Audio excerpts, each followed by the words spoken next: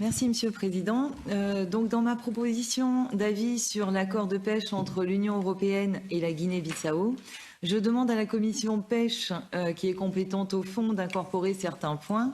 En effet, il est important de rappeler que la politique européenne de la pêche doit être cohérente avec les objectifs de développement tels que définis à l'article 208 du traité de fonctionnement de l'Union européenne.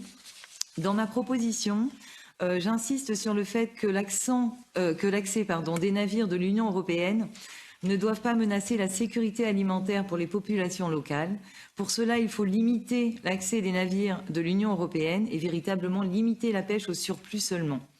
Le problème actuellement, c'est qu'il n'y a aucune donnée scientifique fiable pour déterminer l'état des ressources.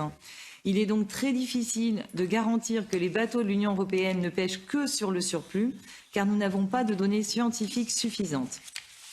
Il faut plus de coopération régionale en matière de recherche et de gestion des pêches, avec pour objectif d'atteindre le rendement maximum durable.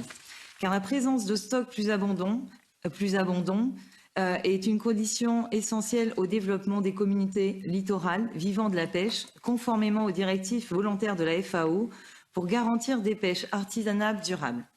La contribution financière pour le nouveau protocole est de 15 600 000 € par an, décomposée en 11 600 000 pour l'accès aux ressources halieutiques et 4 millions pour l'appui au développement sectoriel de la pêche et de l'économie bleue.